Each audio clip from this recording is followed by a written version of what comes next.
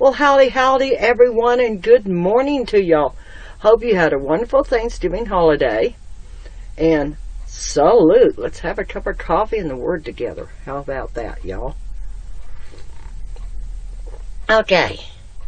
Now today we're going to read a little bit and then talk, okay? So let's go into, I gotta find my scriptures. Oh, what did I do with them? We're going into Acts 15.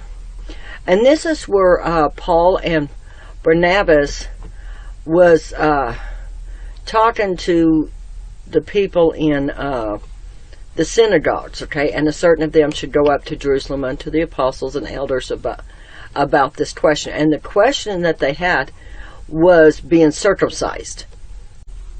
There are a certain sect of the Pharisees which believe, saying that it was needful to circumcise them and to command them to keep the law of Moses, okay? Peter rose up and said unto them, Men and brethren, ye know how that a good while ago God made choice among us that the Gentiles by mouth should hear the word of the gospel and believe. And God, which knoweth the hearts, bare them witness, giving them the Holy Ghost, even as he did unto us, and put no difference between us and them, purifying their hearts by faith. All right?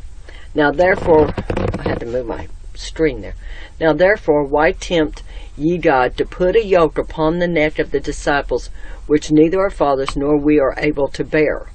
But we believe that through the grace of the Lord Jesus Christ we shall be saved, even as they.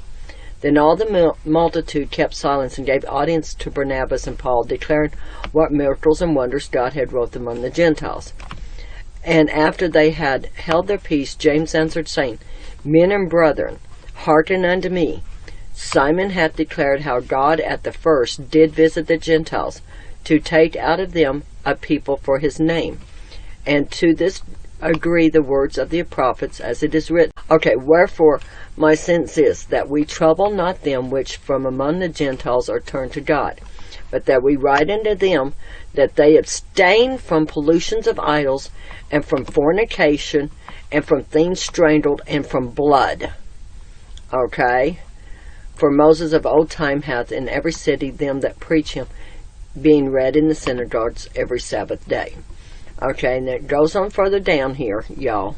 For as much as we have heard that certain which went out from us have troubled you with words, subverting your souls, saying ye must be circumcised and keep the law, to whom we gave no such commandment. It seemed good unto us, being assembled with one accord, to send chosen men unto you with our beloved Barnabas and Paul. Okay?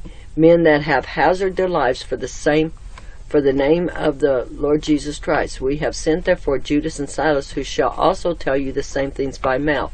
For it has seemed good to the Holy Ghost and to us to lay upon you no greater burden than these necessary things, that ye abstain from meats offered to idols, and from blood, and from things strangled, and from fornication, from which if ye keep yourselves, ye shall do well.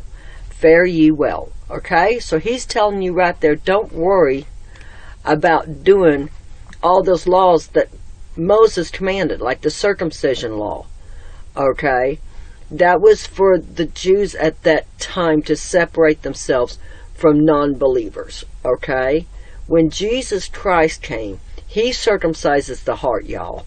So if you stay away from those things there that he told you to stay away from, if you stay away from meats offered to idols, and from blood, and from things that's strangled, and from fornication, those things, if you stay away from those as a believer in Christ, you're good to go, y'all. You don't have to be circumcised.